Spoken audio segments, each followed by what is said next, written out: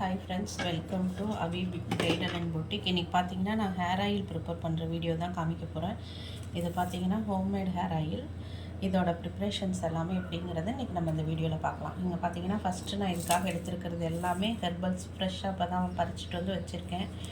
ஒரு கைப்பிடி அளவு முருங்கைக்கீரை, ஒரு கைப்பிடி முருங்கைக்கீரை, ஒரு கைப்பிடி கருவேப்பிலை, ஒரு கைப்பிடி துளசி, ஒரு கைப்பிடி வேப்பிலை, ஒரு கைப்பிடி பார்த்திங்கன்னா செம்பருத்தி இலை, ஒரு கைப்பிடி வந்து கொய்யா இலை, இது பார்த்திங்கன்னா பொன்னாங்கண்ணி கீரை ஒரு கைப்பிடி. அப்புறம் பார்த்திங்கன்னா எனக்கு இந்த டைம் செம்பருத்தி பூ அதிகம் கிடைக்கல, ஒரு 4 பூ மட்டும், நீங்கள் ஒரு 10 பூ அந்த மாதிரி கிடைச்சா எடுத்துக்கோங்க. இது பொன்னாங்கண்ணி கீரை.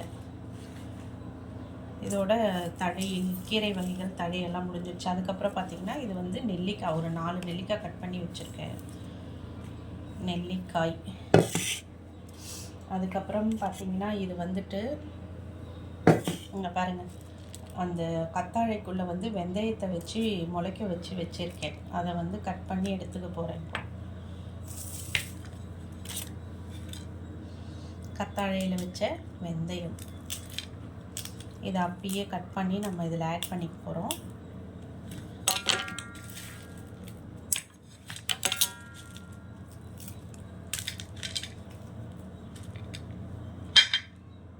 ஆல்ரெடி வந்து நம்ம அந்த கீரை ஐட்டம் எல்லாமே ஆட் பண்ணியிருக்கோம் இல்லைங்களா? அது இல்லாமல் இதில் வந்து லெமன், ஒரு லெமன், கொஞ்சமாக ஒரு கைப்பிடி அளவுக்கு சின்ன வெங்காயம், வெந்தயம், கருஞ்சீரகம், அப்புறம் பார்த்திங்கன்னா இப்போது ஓமம், கொஞ்சமாக ஒரு ஸ்பூன் அளவுக்கு ஓமம்.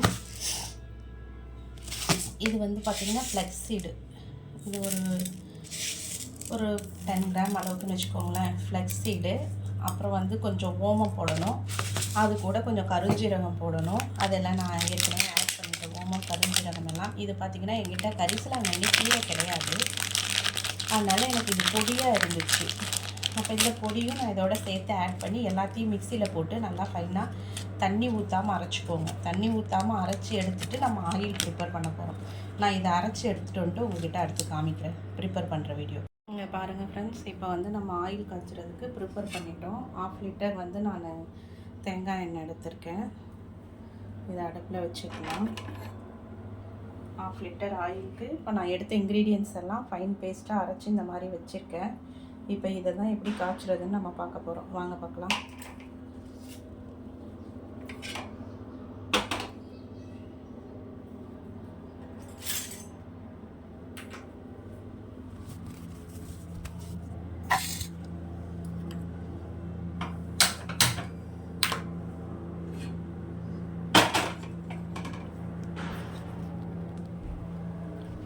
பாருங்கள், அடுப்பில் ஆயில் வச்சுட்டேன். இது ஒரு 5 மினிட்ஸ் காஞ்சதுக்கப்புறம் நம்ம வச்சுருக்க அந்த ரெடி பண்ணி வச்சுருக்க பேஸ்ட் எல்லாத்தையும் இதில் போட்டு கொதிக்க வச்சு காய்ச்சி எடுக்கணும்.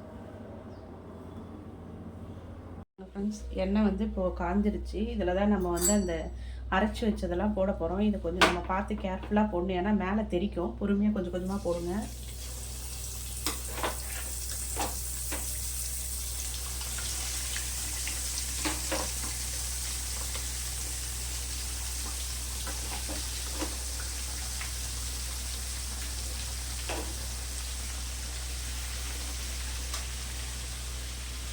இந்த அளவு நான் போட்டுட்டேன். இது வந்து மீதி வச்சுருக்கேன். இது அப்படியே நம்ம அடை மாதிரி தட்டி நிழலில் காய வச்சு திருப்பி அந்த எண்ணெயிலே போட்டு ஊற வச்சு நம்ம யூஸ் பண்ணுற வரைக்கும் யூஸ் பண்ணிக்கலாம். இதுக்கப்புறம் பார்த்திங்கன்னா அடுப்பு வந்து நல்லா சிம்மில் தான் இருக்கணும், ஹை ஃப்ளேமில் வைக்கவே கூடாது. நம்ம கொஞ்சம் நல்லா பார்த்து பக்கத்தில் தண்ணி எதுவும் படாத மாதிரி சிம்மில் வச்சு காய்ச்சுங்க.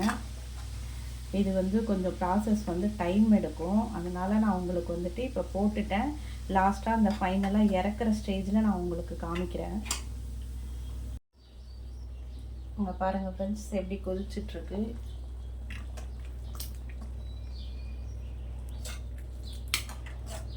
இப்படி தான் வந்து நான் ரொம்ப சிம்மில் தான் வச்சுருக்கேன். சிம்மில் வச்சு காய்ச்சிங்க. எப்போவுமே எண்ணெய் காய வைக்கும் நம்ம காய்ச்சும் போது ஹை ஃப்ளேம் யூஸ் பண்ணக்கூடாது. சிம்மில் வச்சு காய்ச்சினா தான் அந்த பெனிஃபிட்ஸ் எல்லாம் நமக்கு ஃபுல்லாக கிடைக்கும். அதனால் சிம்மில் வச்சுட்டு கொஞ்சம் நேரம் அப்படியே பார்த்து பார்த்து பக்கத்துலேயே இருந்து கிண்டி விட்டு காய்ச்சிங்க. இது கொஞ்சம் ஆனால் டைம் எடுக்கும்.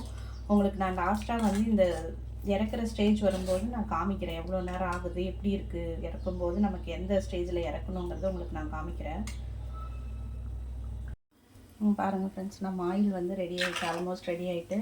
ரொம்ப நேரம் ஆயிடுச்சு. இது இப்போ எனக்கு கிட்டத்தட்ட ஒரு 20 மினிட்ஸ்க்கு மேலே ஆகிட்டு. இங்கே பாருங்கள், அந்த ஹெர்ப்ஸ் எல்லாமே கலர் சேஞ்ச் ஆகிட்டு அந்த கொதிக்கிற தன்மை அடங்கிடுச்சு பார்த்தீங்களா. இந்த ஸ்டேஜில் வந்து நம்ம ஆயிலை ஆஃப் பண்ணிடணும். ஆஃப் பண்ணிவிட்டு ஓவர் நைட் இது அப்படியே இந்த இரும்பு கடாயில் இந்த ஹெர்ப்ஸோடு அப்படியே இருந்து அடுத்த நாள் நம்ம அதை வடிகட்டி ஒரு கண்ணாடி பாட்டிலில் ஸ்டோர் பண்ணி வச்சுக்கலாம். அது நான் உங்களுக்கு அடுத்து வந்து இது வடிகட்டி ஸ்டோர் பண்ணுற ப்ராசஸ் உங்களுக்கு நான் காமிக்கிறேன். நம்ம ஹேர் ஆயில் இப்போ பார்த்தீங்கன்னா நான் வடிகட்டிகிட்டு இருக்கேன் ஃப்ரெண்ட்ஸ். நல்லா காய்ச்சி ஆற வச்சு ஒரு நாள் நைட்டு ஃபுல்லாக அந்த வானல்லே விட்டுட்டேன். அடுத்த நாள் மார்னிங் தான் இப்போ நான் இது வடிகட்ட ஆரம்பிக்கிறேன். இதை நல்லா வடிகட்டிட்டு ஒரு கிளாஸ் பாட்டிலில் ஊற்றி வச்சுட்டு மீதி அந்த இது நான் வச்சுருந்தேன் பார்த்தீங்களா, அதை அடை மாதிரி தட்டி அதே ஆயிலே போட்டு நம்ம ரெகுலராக தடவிட்டு இருக்கும்போது நமக்கு வந்து நல்ல ஹேர் ஃபால் கண்ட்ரோல் ஆகும், ஹேர் க்ரோத் நல்லாயிருக்கும். இந்த ஆயில் வந்து ப்ரிப்பேர் நீங்கள் பண்ணிக்கிட்டாலும் ஓகே, இல்லை உங்களுக்கு இந்த ஆயில் வேணும்னா நீங்கள் என்னை காண்டாக்ட் பண்ணலாம். கீழே நான் டிஸ்கிரிப்ஷனில் என்னோடய நம்பர் கொடுக்குறேன், நீங்கள் என்னை காண்டாக்ட் பண்ணுங்கள். என்னோடய வாட்ஸ்அப், என்னோடய யூடியூப் சேனலுக்கு சப்போர்ட் பண்ணுங்கள், சப்ஸ்கிரைப் பண்ணுங்கள், உங்கள் ஃப்ரெண்ட்ஸ் அண்ட் ஃபேமிலிக்கு ஷேர் பண்ணுங்கள். இந்த ஆயில் வந்து ரெடி பண்ணி யூஸ் பண்ணி பார்த்துட்டு உங்களோட கமெண்ட் எனக்கு சொல்லுங்கள். தேங்க்யூ.